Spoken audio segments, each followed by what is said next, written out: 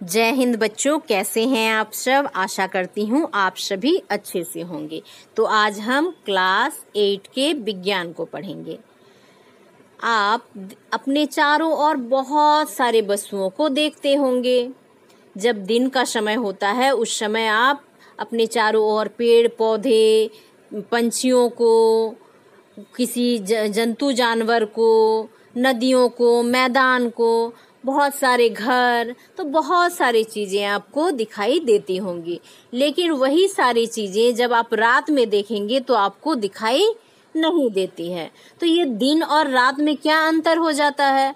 तो दिन के समय सूर्य का प्रकाश होता है, सूर्य का उजाला होता है, सूर्य निकला हुआ रहता है, इसलिए हम सारी वस्तुओं को देख पाते हैं।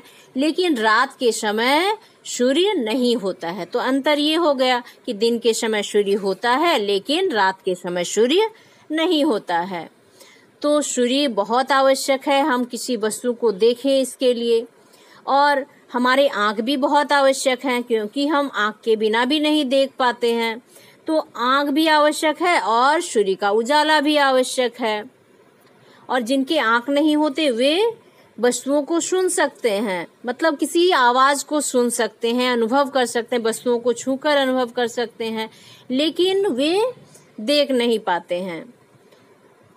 और आप ये भी कह सकते हैं कि हम तो रात के समय टॉर्च जलाकर या किसी लाइट को जलाकर देख पाते हैं उन्हीं वस्तुओं को। हाँ, आपने क्या किया, टॉर्च जलाया या फिर कोई प्रकाश का स्रोत लाया, इस कारण से आप देख पाए। लेकिन जब कोई प्रकाश का स्रोत नहीं रहेगा तो आप वस्तुओं को नहीं देख पाएंगे। तो ये जो प्रकाश है ये बहुत महत्वपूर्ण है हमारे देखने के लिए। तो हमारे आँख और प्रकाश दोनों ही आवश्यक है कि हम ये वस्तुओं को देख पाएं।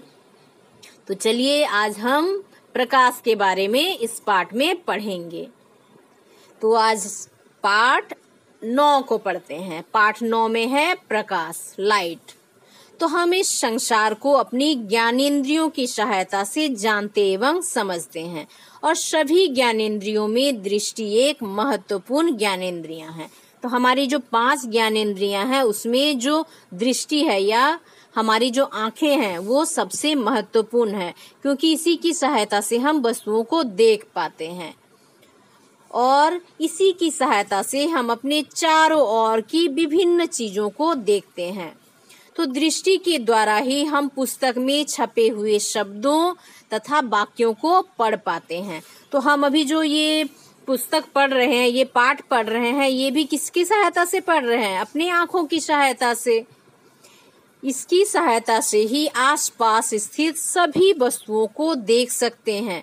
और क्या आप बता सकते हैं कि हम इन वस्तुओं को किस प्रकार देखते हैं? तो हमने थोड़ा सा चर्चा किया था कि हम किस प्रकार वस्तुओं को देख पाते हैं। तो इसको हम अभी विस्तार से जानने का कोशिश करेंगे।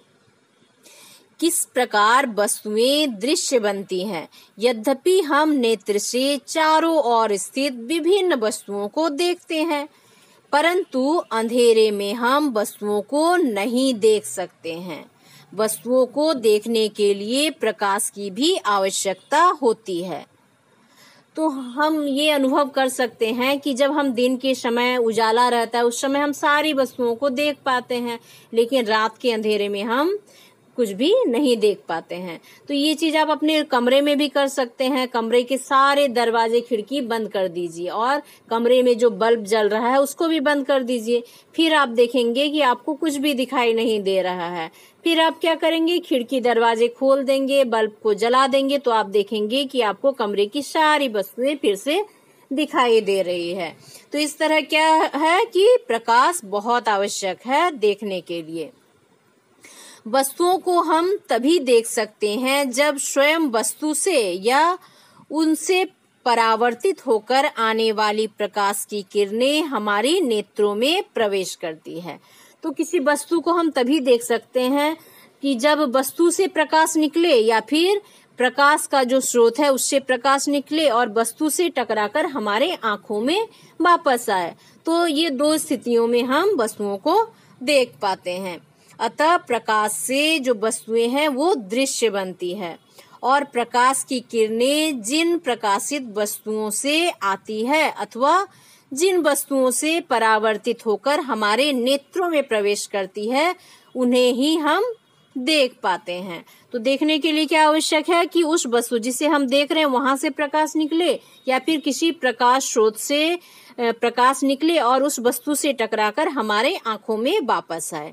तो ये दो स्थितियों में हम वस्तु को देख पाते हैं। तो अब हम देखते हैं प्रदीप्त एवं तथा अप्रदीप्त वस्तुएं, luminous and non luminous objects. तो वे वस्तुएं जो प्रकाश उत्सर्जित करती हैं प्रदीप्त वस्तुएं कहलाती हैं। तो कुछ वस्तुएं ऐसी होती हैं जिनसे प्रकाश का उत्सर्जन होता है, जिससे प्रकाश निकलती है, जैसे हो गए सूर्य, हो गए तारे, प्रकाशित जो विद्युत बल्ब है या फिर आग है, जलती हुई मोमबत्ती है। तो ये सारे क्या हो गए? प्रदीप्त वस्तुएं हैं। तो इन वस्तुओं से क्या है? प्रकाश का उत्सर्जन होता है। तो इन सारी वस्तुओं को क्या कहेंगे? प्रदीप्त वस्तुएं। अब देखते हैं अप्रदीप्त वस्तुएं। तो वे वस्तुएं जो प्रकाश उत्सर्जित नहीं करती हैं अप्रदीप्त वस्तुएं कहलाती हैं, जैसे चंद्रमा हो गया, ग्रह हो गया, लकड़ी हो गया, पुस्तक, मानव, दर्पण या फिर दीवार। ये सारे क्या हैं? अप्रदीप्त वस्तुएं हैं। इनसे प्रकाश नहीं निकलती है, इनसे प्रकाश का उत्सर्जन नहीं होता है। तो हमारे चारों ओर स्थित अधिकांश वस्तुएं अप्रदीप्त वस्तुएं हैं। तो हम अपने चारों ओर जितनी वस्तुएं देखते हैं उनमें से अधिकांश वस्तुएं जो हैं वो अप्रदीप्त वस्तुएं, उनमें से प्रकाश नहीं निकलती है। तो आप कहेंगे तो फिर वो वस्तुएं हमें कैसे दिखाई दे रही है? तो जब उजाला रहता है, प्रकाश रहता है, तो प्रकाश स्रोत से उन वस्तुओं में प्रकाश टकराती है और हमारे आंखों तक आती है और तब हम उन वस्तुओं को देख पाते हैं। तो अप्रदीप्त वस्तुओं को हम तभी देख सकते हैं जब प्रकाश उन वस्तुओं से परावर्तित होकर हमारे आंखों में प्रवेश करती है। तो आप समझ गए होंगे अब किस तरह से हम वस्तुओं को देख पाते हैं। अब देखते हैं प्रकाश का परावर्तन, रिफ्लेक्शन ऑफ लाइट। तो ये जो प्रकाश का परावर्तन होता है वो किस प्रकार से होता है? तो वह प्रक्रिया जिसमें किसी वस्तु के सतह से टकराने वाली प्रकाश किरणें वापस लौट जाती है, प्रकाश का परावर्तन कहलाती है। तो प्रकाश जब किसी स्रोत से निकलती है और किसी सतह से टकराती है और टकराने के बाद जब वापस लौट जाती है तो इसे कहते हैं प्रकाश का परावर्तन। ठीक है। तो किसी परावर्तक सतह से टकराने वाली प्रकाश किरण को आपतित किरण कहते हैं और सतह से परावर्तन के पश्चात वापस आने वाली किरण को परावर्तित किरण कहते हैं। तो ये हो गया आपका प्रकाश स्रोत, जैसे ये सूर्य है। ठीक है। तो ये हो गया आपका सतह। तो सूर्य से जो किरणें निकलती हैं वो किसी सतह पर गिरती हैं। तो ये हो गया आपतित किरण। जब ये सूर्य से प्रकाश निकलती है और किसी सतह पर टकराती है तो ये जो परावर्तक सतह से टकराने वाली प्रकाश की किरण है इसे कहते हैं आपतित किरण। और जब आपतित किरण यहाँ टकराई, फिर टकराने के बाद सतह से परावर्तन के पश्चात वापस आने वाली जो किरण होती है ये हो गया परावर्तित किरण। तो ये हो गया आपतित किरण और ये नीचे ये हो गया परावर्तित किरण। समझ गए? इसको आगे और विस्तार से हम समझेंगे।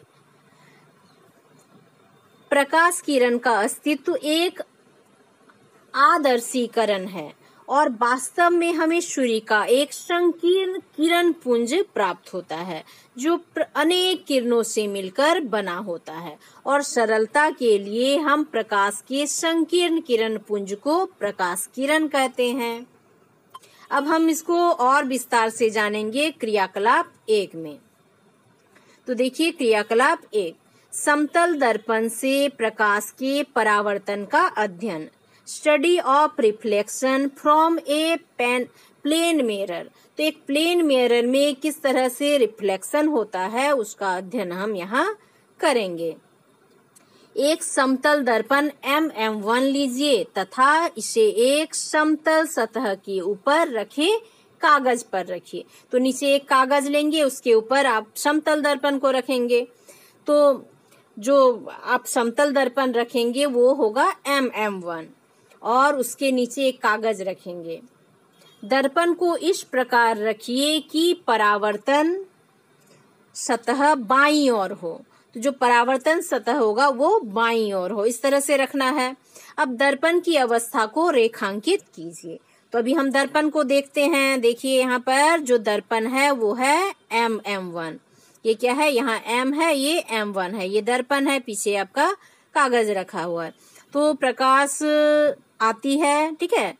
तो मैंने बताया था कि यहाँ से A से O तक प्रकाश आ रही है, ठीक है। तो ये हो गया आपतित किरण और यहाँ ये टकरा रही है, यहाँ पर O बिंदु पर टकरा रही है, फिर यहाँ पर आपतन बिंदु है। ये क्या है, O बिंदु आपतन बिंदु है। तो आपतित किरण आई, फिर ये परावर्तित हो गई, ये हो गया परावर्तित किरण। तो ये जो OB है ये हो गया परावर्तित किरण, AO हो गया आपतित किरण और जो OB है ये हो गया परावर्तित किरण। इसके बाद ये दोनों के बीच ये है अभिलंब N, ठीक है। तो अब क्या करेंगे, ये जो AON है, ये जो कोण AON है ये हो गया आपका आपतन कोण, ये हो गया आपतन कोण। और जो BON कोण BON है ये हो गया आपका परावर्तन कोण।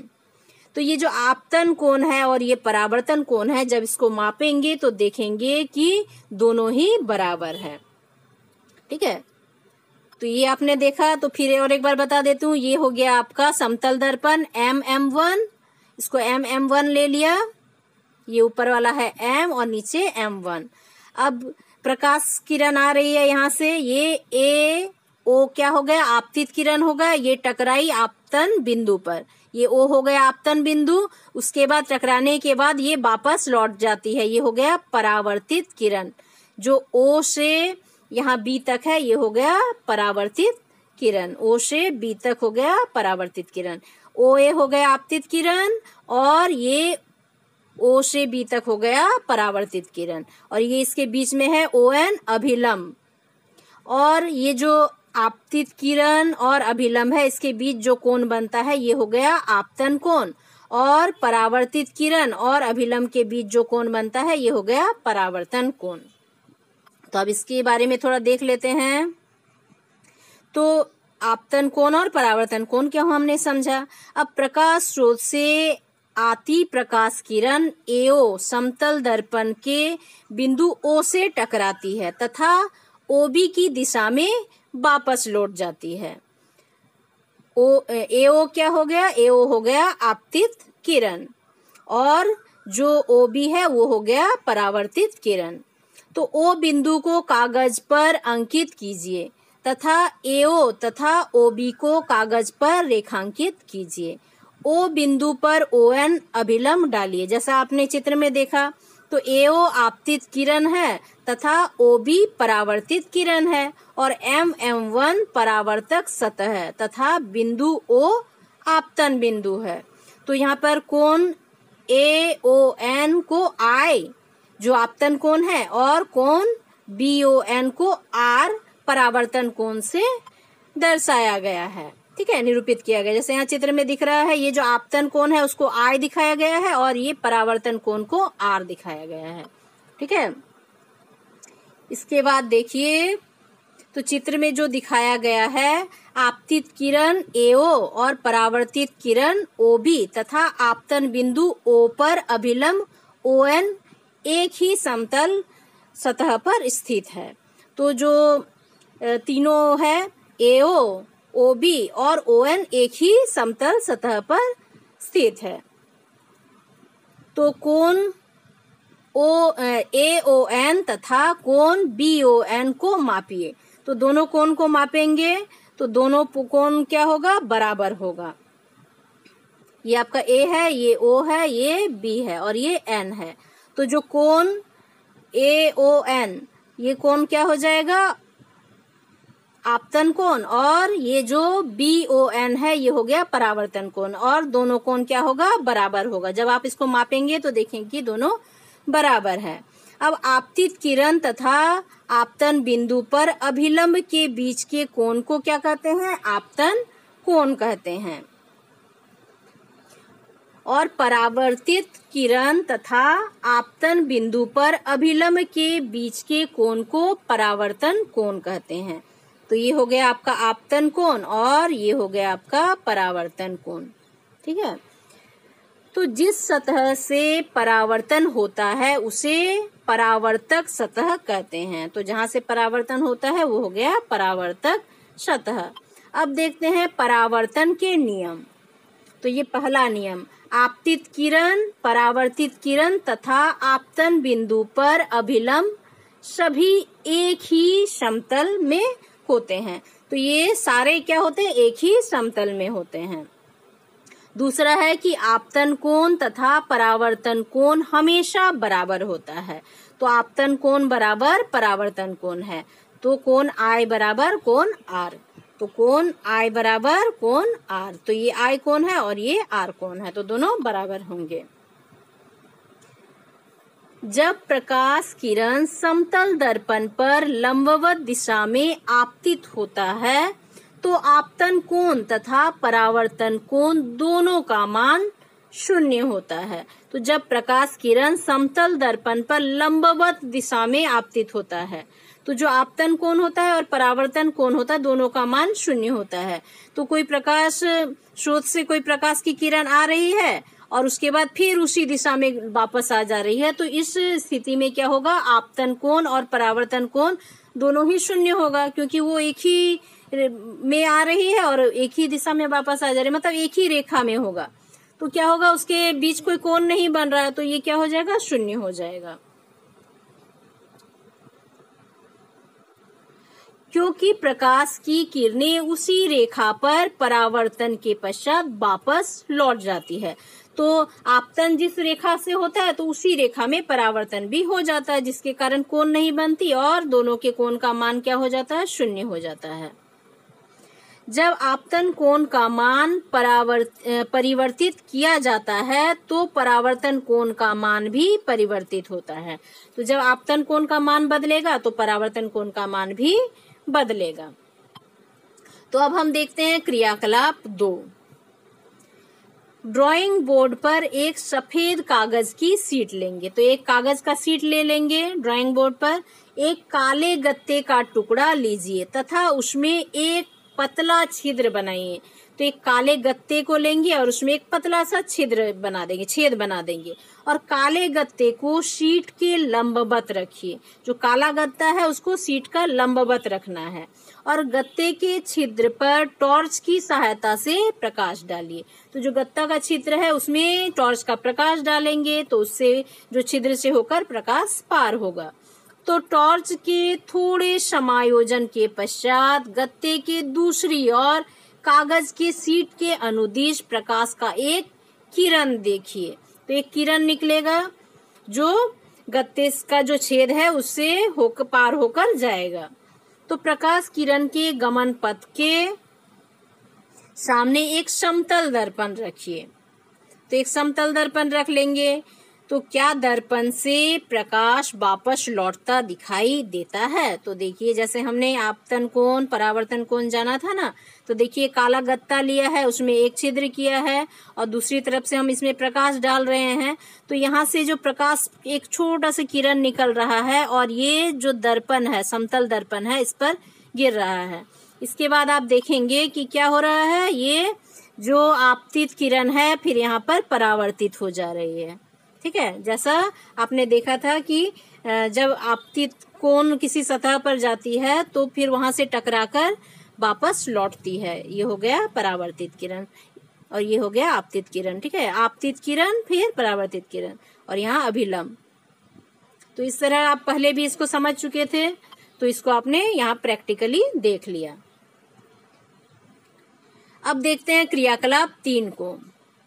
समतल दर्पण से प्रतिबिंब का बनना। तो एक समतल दर्पण MM1 के सामने एक प्रकाश स्रोत O रखिए और प्रकाश स्रोत से 2 किरणें OA तथा OC दर्पण पर पड़ने दीजिए। तो एक प्रकाश स्रोत लेंगे, वो क्या होगा? O, और उससे दो प्रकाश किरण निकलेगी, OA और OC। दोनों प्रकाश किरणें AB तथा CD दिशा में परिवर्तित होगी। तो OA आकर AB में परिवर्तित हो जाएगी और OC आकर CD में। और इन परावर्तित किरणों को आगे बढ़ाने पर ये आपस में नहीं मिलती है। तो जब ये आगे बढ़ेंगे तो ये आपस में नहीं मिलेगी, परंतु इन्हें पीछे बढ़ाने पर ये आपस में I बिंदु पर मिलती है। तो ये जब आगे बढ़ती है तो नहीं मिलती है, तो इसको हम पीछे तरफ बढ़ाते हैं तो ये आपस में मिलती है I बिंदु पर, जहां इस प्रकाश स्रोत का प्रतिबिंब बनता है। तो प्रकाश स्रोत का प्रतिबिंब I बिंदु पर बनता है। परावर्तित किरण को दर्शक नेत्र E से देखने पर I से आती हुई प्रतीत होती है।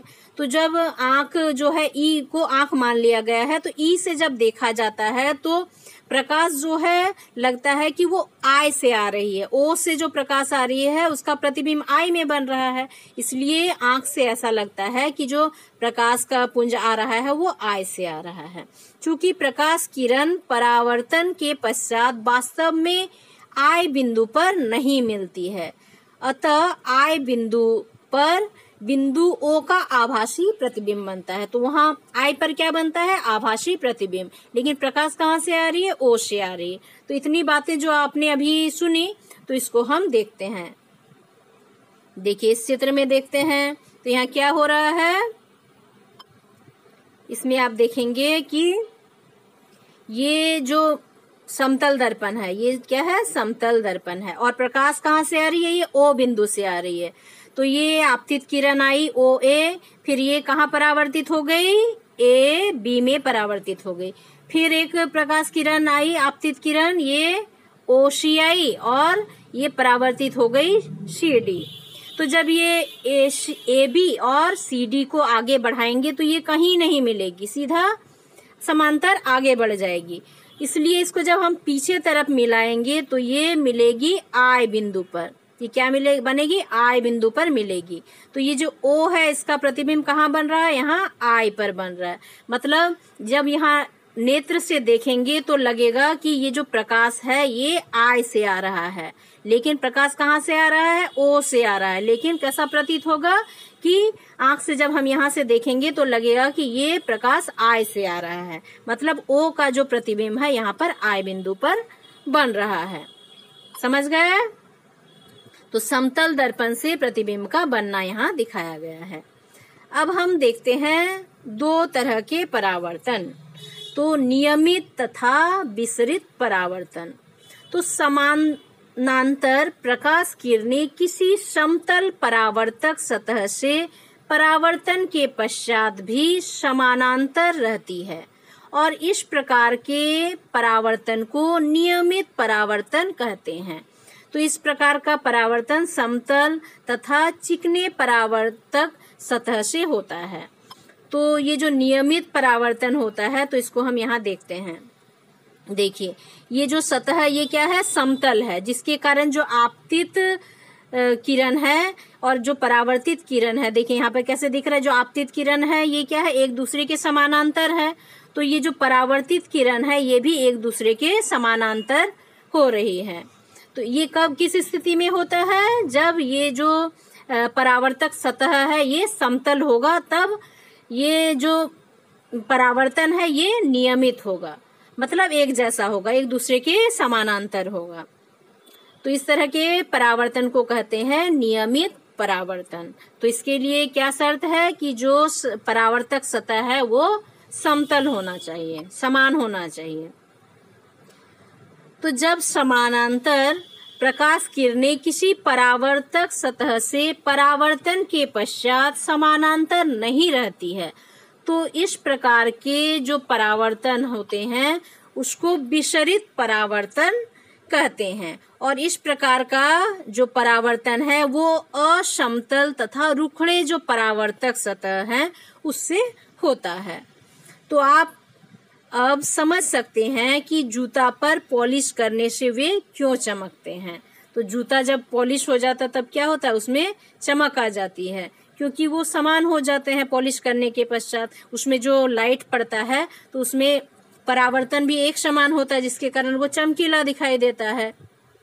लेकिन यदि सतह उबड़ खबड़ हो, उसमें गंदगी हो, तो क्या होगा, उसमें जो परावर्तन होगा वो भी समान नहीं होगा, जिसके कारण वो चमकीला नहीं दिखाई देगा। तो यहाँ पे देखिए दिखाया गया है अनियमित पृष्ठ पर परावर्तित किरणें। तो यहाँ पर क्या है, जो परावर्तित सतह है वो उबड़ खबड़ है, समान नहीं है, समतल नहीं है। इसलिए जो यहाँ जो आपतित किरण है वो एक दूसरे के समांतर है, लेकिन जो परावर्तित किरण है वो क्या हो जा रही है, इधर उधर जा रही है। देख रहे हैं, जो आपतित किरण आ रही है वो जो सतह है वो समान, जो समतल सतह ना होने के कारण क्या हो रहा है, जो परावर्तन हो रहा है वो समान तरह से नहीं हो रहा है। तो ये हो गया आपका विसरित परावर्तन। तो नियमित जो परावर्तन होता है उसमें जो सतह होता है वो समतल होता है, इसलिए जो आपतित किरण और परावर्तित किरण होती है वो एक दूसरे के समानांतर होती है। लेकिन जब सतह समतल ना हो, उबड़ खबड़ हो, तब जो परावर्तन होता है वो समान रूप से नहीं होता है, और इस तरह के परावर्तन को विसरित परावर्तन कहते हैं। तो इस तरह से आपने दोनों परावर्तन को समझ लिया। तो आज हम यहीं तक पढ़ेंगे और इसका जो बाकी भाग है उसको नेक्स्ट पार्ट में कंप्लीट करेंगे।